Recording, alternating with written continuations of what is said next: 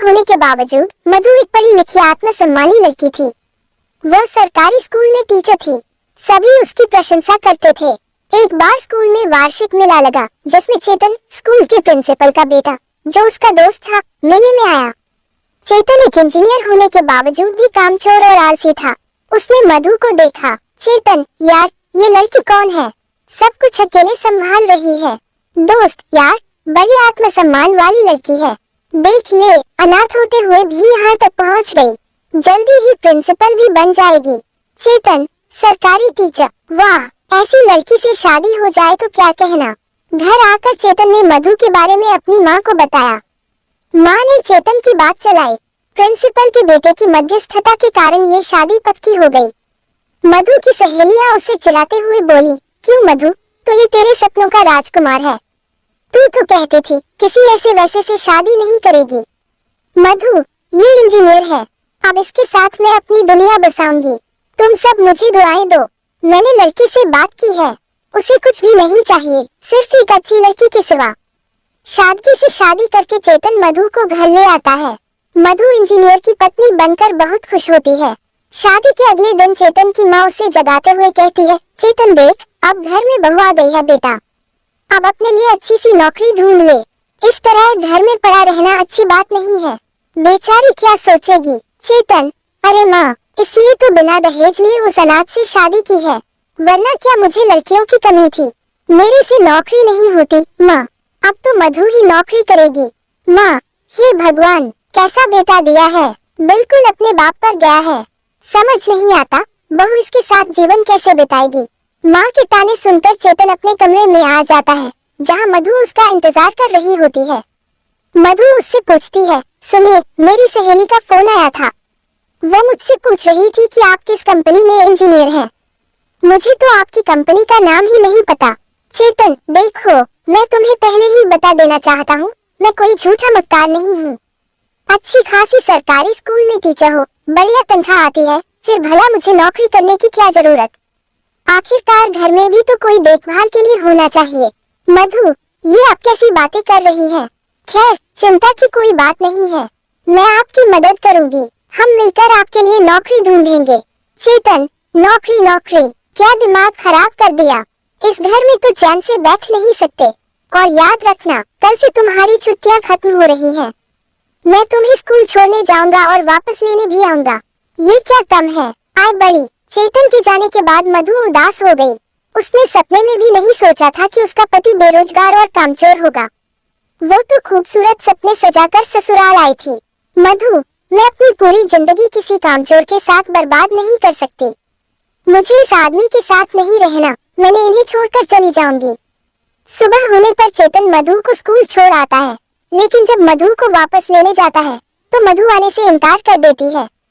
मधु, चेतन, तुम यहाँ से चले जाओ, मैं तुम्हारे जैसे आदमी के साथ नहीं रह सकती। मैं अपना जीवन अकेले बिता लूंगी। चेतन, ये तुम कैसी बात कर रही हो, ऐसा भी कभी होता है क्या? मैं तो मजाक कर रहा था। जल्दी ही मुझे नौकरी मिल जाएगी डार्लिंग, मैं कोशिश कर रहा हूँ। चलो, घर चलो। झूठ बोलकर चेतन मधु को घर तो ले आता है और कुछ कंपनियों में उसके सामने ही एप्लीकेशन भी भेज देता है, पर उसका दिमाग काफी परेशान हो जाता है। वह अपने दोस्तों से इस बात की चर्चा करता है। दोस्त कहते हैं, अरे चेतन, चिंता करने की कोई बात नहीं है। तुझे पता है, गांव के पीछे जो भूतकाल की गुफा है, उसमें एक पहाड़ी फकीर आया है, जो सबकी मुराद पूरी करता है। चल उनसे मिलते हैं, वही कोई रास्ता बताएंगे। हरिया, हाँ, मंगलू सही कह रहा है। मेरे भाई के घर भी ऐसी ही परेशानी हुई थी। उसने मेरी भाभी को ऐसी जड़ी बूटी पिला दी कि अब तक वो भाई की सारी बात मानती है। चेतन हरिया और मंगलू के साथ पहाड़ी फकीर के पास जाता है। पहाड़ी फकीर उसे देखकर जोर से चिल्लाते हैं, आ गया बच्चा, तेरा ही इंतजार कर रहा था, काफी दुखी लग रहा है। चिंता मत कर, सब ठीक हो जाएगा। बाबा के कमंडल में अपनी अंगूठी डाल दे और अपनी समस्या बता। चेतन, धन्य हो बाबा, आपको कैसे पता चला कि मैं बहुत दुखी हूँ? अरे बाबा, क्या बताऊँ, नई नई शादी हुई है, अनाथ लड़की से शादी की ये सोचकर कि वो सरकारी टीचर है, सारी उम्र मुझे काम करने की जरूरत नहीं पड़ेगी, लेकिन वो तो मुझसे छुटकारा पाना चाहती है। बाबा, अनर्थ हो जाएगा, ऐसा कभी ना करना। तेरी पत्नी एक साधारण औरत नहीं, साक्षात लक्ष्मी है। अगर वो तेरे घर से गई तो तेरा घर का सुख चैन भी चला जाएगा। चेतन, लेकिन बाबा, वो तो रुकने को तैयार नहीं। एक ही रट लगाई है कि अगर तूने नौकरी नहीं की तो मैं यहाँ नहीं रहूंगी। हर घड़ी मुझसे नौकरी करने को कहती है। बाबा, तो ये बात है, अपनी घड़ी कमंडल में डाल और बाहर जाकर मेरी चौखट की मिट्टी उठा ले। घर जाकर उसमें टमाटर मिला लेना और अपनी पत्नी के चेहरे पर लगाना। तेरी समस्या ठीक हो जाएगी। अगर उसका चेहरा खूबसूरत हो गया तो सब ठीक है, और अगर उसके चेहरे पर कोई मुसीबत आए तो तेरी बर्बादी निश्चित है। चल जा, अब बाबा का ध्यान का समय है। चेतन अपने दोस्तों के साथ पहाड़ी फकीर की चौखट की मिट्टी लेकर घर चला जाता है और फिर मिट्टी में टमाटर का रस मिलाकर मधु के पास आता है। चेतन, मधु बहुत थकी हुई लग रही हो।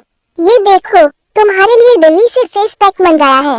एक बार इसे चेहरे पर लगाकर तो देखो, सारी थकान दूर हो जाएगी। तुम कहती हो मैं तुम्हारा ध्यान नहीं रखता। ध्यान नहीं रखता तो क्या है? मधु, देखो चेतन, अगर तुमने नौकरी नहीं करी तो तुम मुझे इस घर में नहीं रोक पाओगे। तुम्हारा कोई फेस पैक काम नहीं आएगा।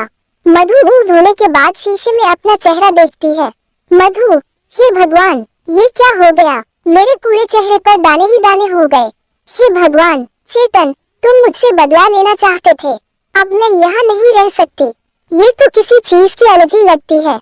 दूसरी तरफ शीला बहू का चेहरा देखकर बहुत परेशान हो जाती है और बहू से कहती है, अरे मधु, तेरे खूबसूरत चेहरे पर ये क्या हो गया? लगता है किसी की पूरी नजर लग गई है। सुना है कोई पहाड़ी फकीर आए हैं जो सबकी मुसीबत दूर कर देते हैं। मेरी भाभी की बहू को भी नजर लग गई थी तो उन्होंने ही उतारी। मधु अपनी सास शीला के साथ पहाड़ी फकीर के पास पहुंचती है। शीला, महाराज, हम आपकी शरण में आए हैं। देखिए ना, मेरी बहू को ना जाने किसकी नजर लग गई। इसका चेहरा रातों रात दानों से भर गया है। बाबा, तुम बाहर जाओ। माँ जी, मैं तुम्हारी बहू से अकेले में बात करना चाहता हूँ। शीला बाहर चली जाती है और पहाड़ी फकीर मधु से कहते हैं, बेटी, तेरा पति तेरा काल है। तेरी सास के सामने मैं ये सब नहीं कहना चाहता था। जितनी जल्दी हो सके उससे पीछा छुड़वा ले और अपने कान के टॉक्स कमंडल में डाल दे। चौखट की मिट्टी उठाकर अपने पति के खाने में मिला दे। अगर ठीक रहा तो बढ़िया है, वरना जल्दी से जल्दी छोड़ के चली जा, सब ठीक हो जाएगा। मधु घबरा जाती है और पढ़ी लिखी होने के बावजूद अपने टॉक्स बाबा के कमंडल में डाल देती है। शीला अंदर आती है। बाबा, देख बेटी, तेरी बहू लक्ष्मी है। कुछ भी हो जाए, अपनी बहू को घर छोड़कर कभी मत जाने देना। रात में मधु चेतन के खाने में मिट्टी मिला देती है। खाना खाने के बाद मिट्टी के इन्फेक्शन से चेतन का पेट खराब हो जाता है। चेतन, हे भगवान, अब तो सारी ताकत भी खत्म हो गई। इतने दस्त आ रहे हैं कि जान निकल गई। अब तो बाबा के पास ही जाना होगा। अरे मधु, तेरी सैलरी आ गई होगी, तूने मुझे दी नहीं अभी तक। मधु, मेरी सैलरी तुम्हें क्यों दूं? शीला, बहू सैलरी ऐसे नहीं दे, मुझे दे, वरना घर का राशन पानी कैसे आएगा। तू बस खाने से मतलब रख, तुझे कोई कमी नहीं होगी। इस तरह कई महीने गुजर गए। मधु पूरे महीने मेहनत करती और सैलरी मिलते ही शीला को सारे पैसे दे देती। मधु, ना जाने कैसी किस्मत है। एक तो निकम्मा पति, ऊपर से स्कूल का काम, घर आओ तो घर का काम। एक मिनट के लिए मुझे चैन नहीं, अब मुझे कुछ सोचना ही होगा। मधु अपना सारा सामान पैक करके घर से जाने लगती है कि चेतन आ जाता है। चेतन, मधु, कहाँ जा रही हो? मैं तुम्हारे बिना नहीं जी सकता, प्लीज रुक जाओ। मधु, बस बहुत हो गया चेतन, अब मैं और यहाँ नहीं रुक सकती। चेतन, मुझे कुछ हो रहा है, मुझे चक्कर आ रहे हैं, दिल की धड़कन बढ़ रही है। मधु, मुझे छोड़ के मत जाना। बेचारी मधु चेतन की हालत देखकर फिर रुक जाती है। बाबा, इतने दिन हो गए, एक भी शिकार नहीं फंसा। ऐसा ही रहा तो घर चलाना मुश्किल हो जाएगा। आज गांव में जाकर लगता है कोई तो जरूर फंसेगा। बाबा घूमते घूमते चेतन के घर पहुंच जाते हैं और आवाज लगाते हैं, भिक्षा दो, घर में भयानक मुसीबत आने वाली है। शीला बाहर आकर, अरे फकीर बाबा, आप, हमारी तो किस्मत ही खुल गई। आए आए, अंदर आइए ना, भोजन करिए। पहाड़ी फकीर अंदर आ जाता है। उन्हें देखकर चेतन उठकर बैठ जाता है। चेतन, धन्य हो बाबा, आप यहाँ। बाबा, तू यहाँ क्या कर रहा है? चेतन, बाबा, ये मेरा ही घर है, मुझ पर दया कीजिए। बाबा, हाँ, उपाय करना होगा। तू चांद और तेरी बीवी सूरज, इसका तेज तुझे जला देगा और इसके बिना तू मर जाएगा। अगर 1 साल तक हर महीने 5,000 देने का वादा करता है तो मैं सब ठीक कर दूंगा। चेतन, मुझे मंजूर है बाबा, सब मंजूर है। चेतन के जाने के बाद मधु आती है। मधु, बाबा आपने मेरे पति को देख लिया, अब कुछ बढ़िया उपाय करिए कि इसकी बुद्धि ठीक हो जाए। बाबा बेटी, उपाय तो हो जाएगा, पर 1 साल तक हर महीना 5,000 देना होगा। मधु, बाबा पैसे की चिंता मत करिए, आप सब ठीक कर दीजिए। उन सब के जाने के बाद पहाड़ी फकीर मन ही मन सोचता है, शीला तेरे दोनों बच्चों पर काली छाया है, मुझे अनुष्ठान करना होगा वरना सब बर्बाद हो जाएगा। शीला, नहीं नहीं बाबा आप अनुष्ठान कीजिए। बाबा उसमें बहुत खर्चा होगा, सोच ले। शीला, जो भी हो बाबा, परिवार से बड़ा तो कुछ नहीं ना। बाबा हर महीने 5,000 लगेगा बेटी, और अनुष्ठान 1 साल का होगा। शीला, मुझे सब मंजूर है, आप मेरे घर को बचा लो। इसी तरह 2-3 महीने के अंदर सब बाबा को पैसे दे देते हैं, लेकिन अब घर में सब्जी फल वगैरह में कमी आने लगती है। चेतन, माँ साबुन तो देना, बाथरूम में साबुन नहीं है। शीला, बड़ा आया राजकुमार, काम का ना काज का, बिना साबुन के नहीं नहा सकता क्या? आज से घर में साबुन आना बंद, अब खुद की कमाई से ही साबुन लाना। चेतन, माँ मेरा जेब खर्च तो दे, तूने पिछले महीने भी नहीं दिया था। शीला, एक ढेला भी नहीं मिलेगा, जाकर खुद कमा। चेतन, आखिर माँ को हो क्या गया है, लगता है कोई नौकरी ही करनी होगी वरना बाबा को पैसा देना मुश्किल हो जाएगा।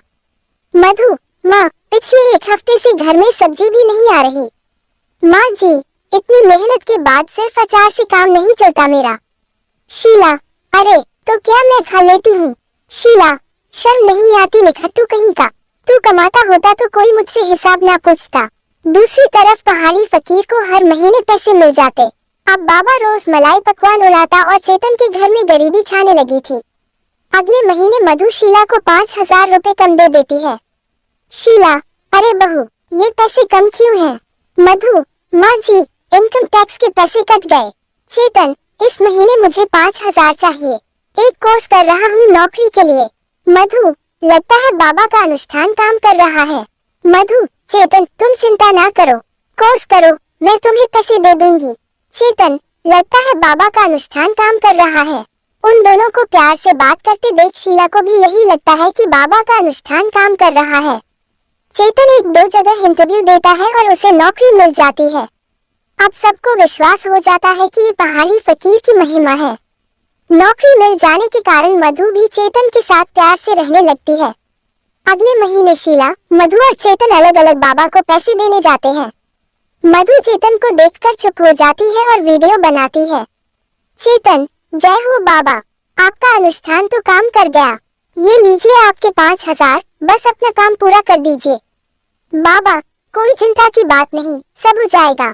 शीला, जय हो आपके, आपके अनुष्ठान से मेरा घर बदल रहा है, लीजिए 5,000 रुपए, बस मेरा काम पूरा कर दीजिए।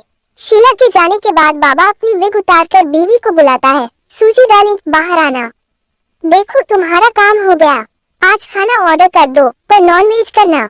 सूजी डार्लिंग 1 साल के बाद क्या करेंगे? बाबा, मूर्खों की कोई कमी नहीं है, तुम ऐसा करो मैं इनकी मूर्खता का कष्ट करूंगा। शीला को सब समझ आ जाता है और वो वापस आ जाती है। घर पहुंचती है तो चेतन खुशी से कहता है, मधु बाबा की दया से मेरा प्रमोशन हो गया है, अब मेरी सैलरी 1 लाख रुपए है, चाहो तो तुम नौकरी छोड़ सकती हो। मधु, चेतन ये सब बाबा का नहीं तुम्हारी मेहनत का फल है, तुम्हारे मुंह से ये शब्द सुनने के लिए मैं कब से तरस रही थी। तुम तो जानते हो ना मैं अनाथ थी, सारी जिंदगी मेहनत करके खाया है, शादी के बाद चैन से खाना चाहती थी, पर अब मुझे नौकरी करना अच्छा लगता है और तुम्हारे जैसा पति पाकर मैं बहुत खुश हूँ, मुझे और कुछ नहीं चाहिए। शीला, सब बाबा की दया है, उनकी पूजा से हमारा घर ठीक हो गया। मधु, उनकी कृपा से हमारा घर ठीक नहीं हुआ माँ, हमारा घर चेतन की मेहनत से ठीक हुआ है, बल्कि हमारे पैसे से उनका घर ठीक हो गया है। ये देखिए, मधु सबको बाबा का वीडियो दिखा देती है। चेतन, इस बाबा की वजह से मैं नौकरी कर रहा था, अब मैं नौकरी छोड़ देता हूँ। मधु, क्या? चेतन, हाँ हाँ हाँ, ऐसा कभी नहीं होगा मधु, मुझे अपनी भूल समझ आ गई है, अब हम सब मिलकर इस बाबा को मजा चखाते हैं। बाबा मधु को फोन करके पैसे के लिए पूछता है। मधु, बाबा मैंने अपने जन्मदिन पर आपके लिए खाना रखा है, आप हमारे यहाँ खाने के लिए आइए, मेरे और भी दोस्त आपसे मिलना चाहते हैं। बाबा सोचता है कि उसके लिए और पैसों का इंतजाम होने वाला है। वह खुशी खुशी खाना खाने चेतन और मधु के घर पहुँचता है। शीला, आया बाबा, आराम से बैठिए, लेकिन अपना वेग उतार दीजिए क्योंकि यहाँ पंखा बहुत तेज है। अगर ये उड़ गया तो खाना खराब हो जाएगा।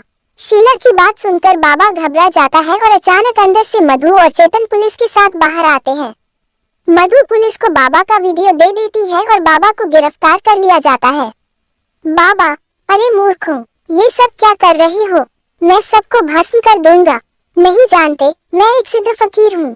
मधु, सब कुछ अच्छे से जान चुके हैं ढोंगी फकीर, अब तेरा कोई पैतरा काम नहीं करेगा। इंस्पेक्टर, अरे बहुत बेवकूफ बना लिया सबको तुमने।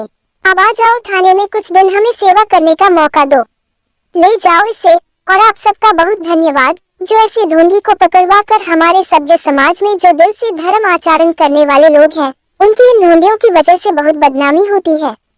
आप जैसा सतर्क अगर हर कोई हो गया तो हमारा भारत फिर से स्वर्ग कहलाएगा।